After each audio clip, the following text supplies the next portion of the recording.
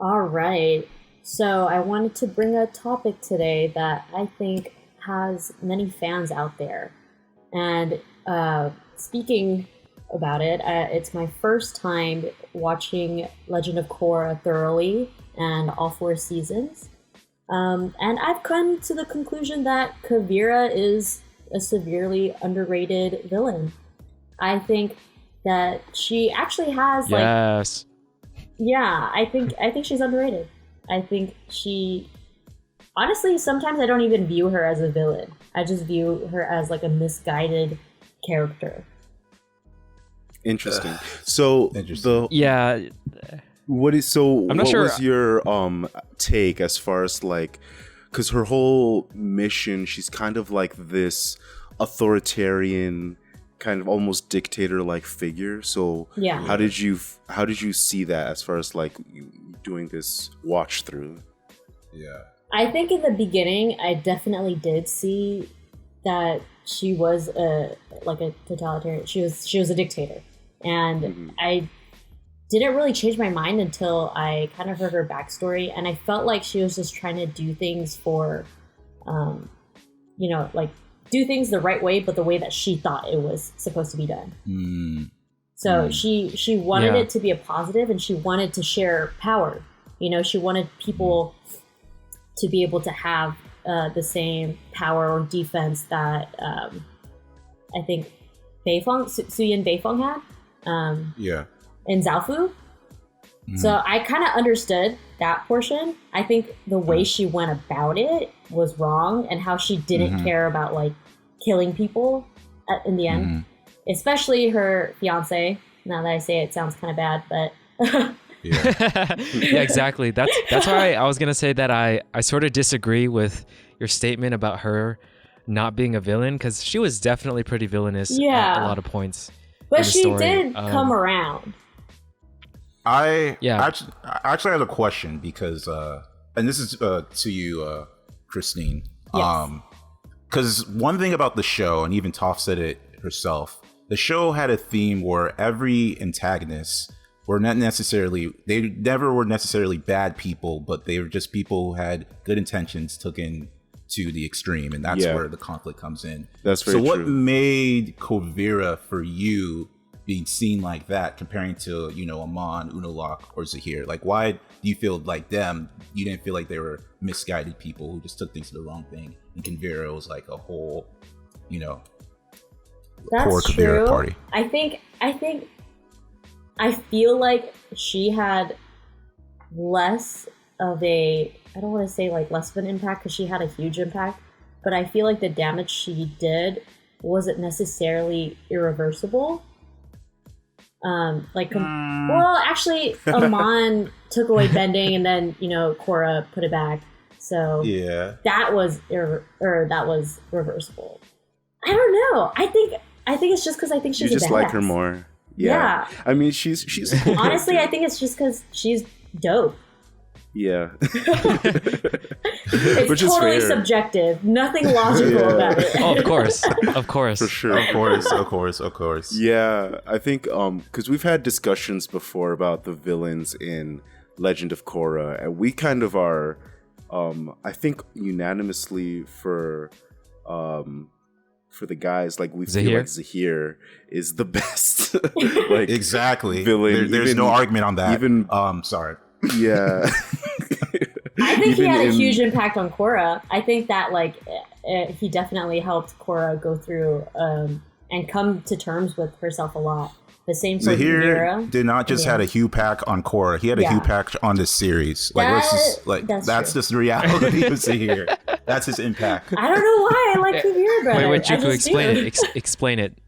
You can't just say he had a huge impact on the show without explaining it. Let me explain why he had an impact on the series. Earth Queen. Let's start how the fact that book 2, the way it, like, everyone was already skeptical by the ending of book 2, and the show literally, I don't want to call it, I mean, we'll just call it lazy writing for the sake of this argument, although I'm not mad at it. They randomly just give us airbending.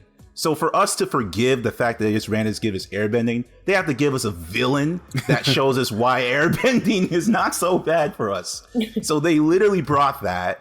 Not to mention he had a gang-related thing we felt his the characters, we understood his point of view, which we understood Amon, but I feel like Zahir, it felt different comparing to Amon. Like you almost feel like you almost feel like it didn't again, because he wasn't trying to be like a dictator, so it almost felt like it felt more welcoming, versus Amon kind of felt more like it kind of felt more preachy with Amon in my eyes. But I still like Amon, don't get it twisted. Like he's still one of my favorite villains, but that's why I felt like he did have a bigger impact on the series, just because the way he was presented, in the way way it literally, for people to literally get upset of season 2 and then have season 3, so here's impact had to do that. There's a reason why people consider season 3 the best. So and he had a really good backstory too.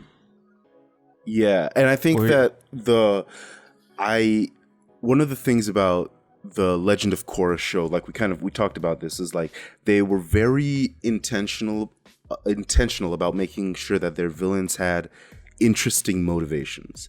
And like that was definitely there for Kuvira, which is why like a lot of people like her. And I'll be honest, I think like the first time I watched season 4 of Korra, like back when it was on Nickelodeon, kind of, it was I didn't necessarily have that same level of appreciation that I do for it now.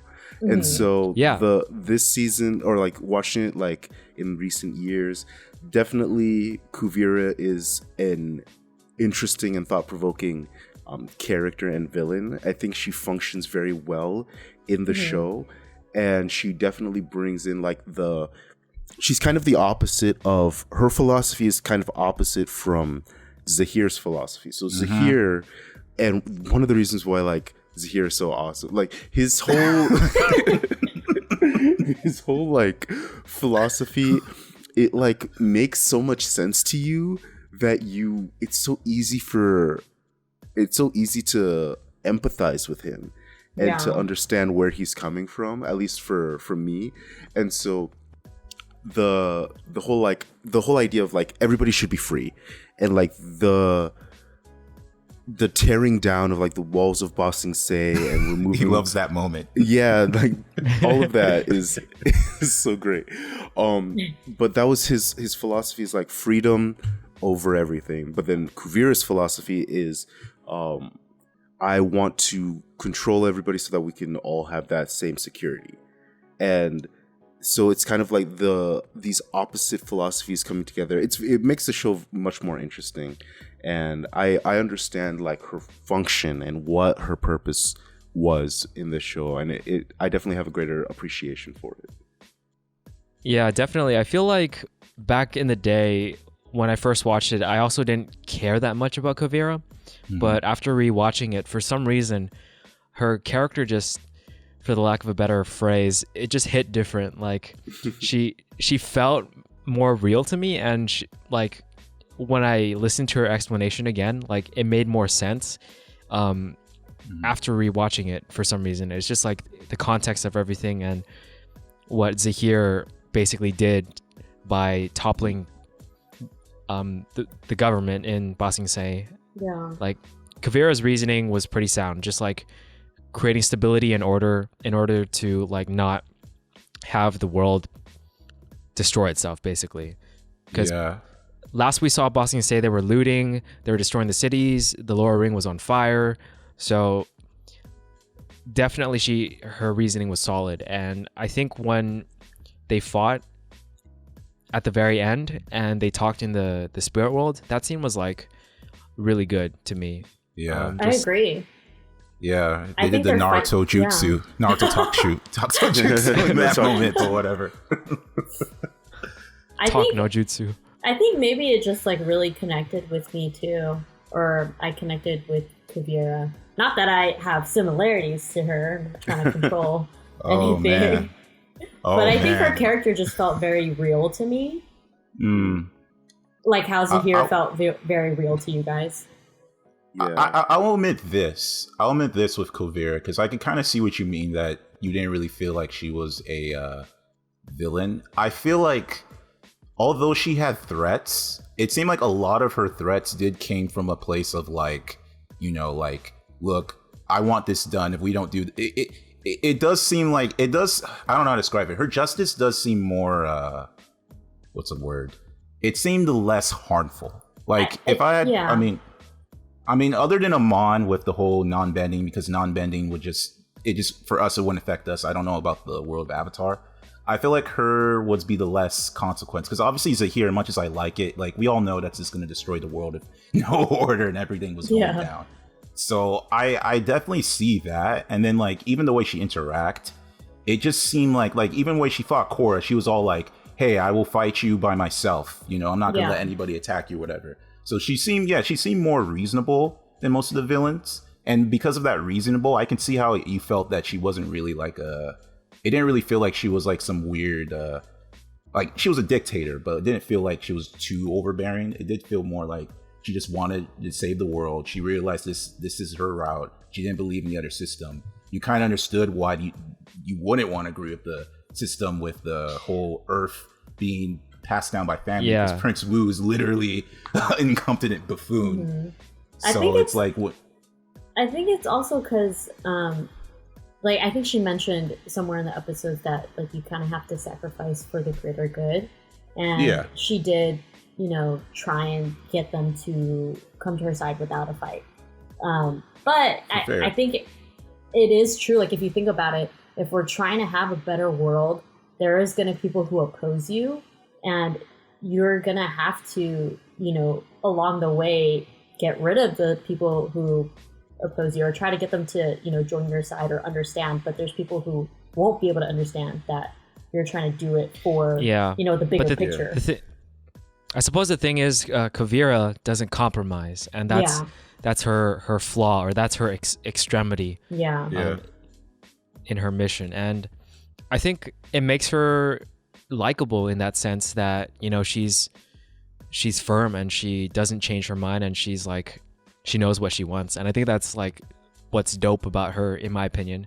I think so too. And also the way she carries herself. And not to be all feminist either, but I feel like she's like the first female villain that's really, really good.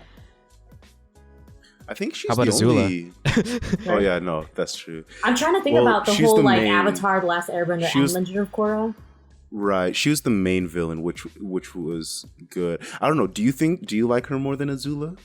That's a good question. That's interesting. That's a good question. There we go. That's someone I forgot. Yeah, let's not forget about Azula. Because you know what? You know what would be dope is Azula and Kuvira had a fight together. Yeah.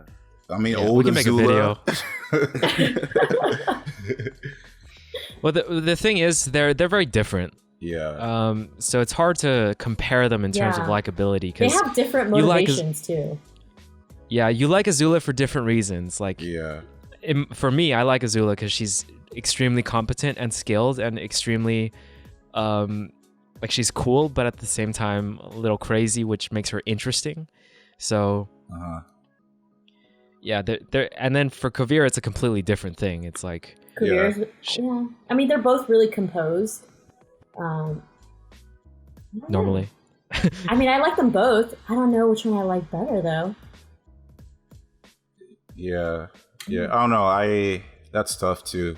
I think about it, but going back to Kuvira, I've always had this theory that I feel like Kuvira was like a better version of Firelord Ozai. Because you know how like Firelord Ozai, although I know that Kuvira wasn't really trying to take over the whole kingdoms. Same time, I feel like the way she was like kind of trying to impose her forces and stuff, I feel like it's like that's what Firelord Ozai should have been. But then obviously they took it to the extreme where he wants to take over the world. Where he wants to take over the whole world. But I can kind of see Kuvira, if anything, do the same thing, where she may think at some point be like, well, technically all the lands are Earth. Wait, so was Kuvira just trying to take over the Earth Kingdom, or because Republic City, she was attacking Republic Kingdom. City because it was Earth Kingdom? Yeah, it's all because of Earth. That's what she was doing. Okay. She was all about the Earth, for sure. Interesting. In fact, like, even Korra mentioned that she was okay. Korra even was okay with her being with Zafu as long as she didn't take Republic City. So okay, so yeah, that does bring into the discussion of something else, because I've recently read the first Kyoshi book. And in that book, it kind of explains how the political landscape of the Earth Kingdom traditionally is. It's made up of so many different like principalities, and like there are different rulers over different regions. Like there's really no centralized power in the Earth Kingdom.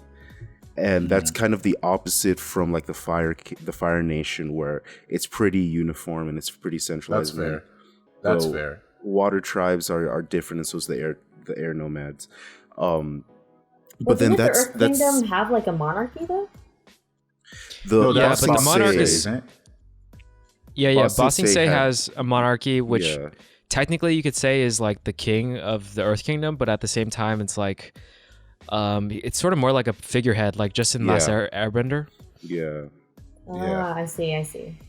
Mm-hmm. Yeah, and so it's interesting because like a land like that, it's almost it's where there's so much, or like it's such a vast amount of land, and the people are so diverse that it's difficult to have all of this area like under the control of one group or like one person, or and it's honestly like a reflection of a lot of modern countries where there's so like there's certain countries that are just so big, and like the region that they control is so vast. Like it historically has been difficult to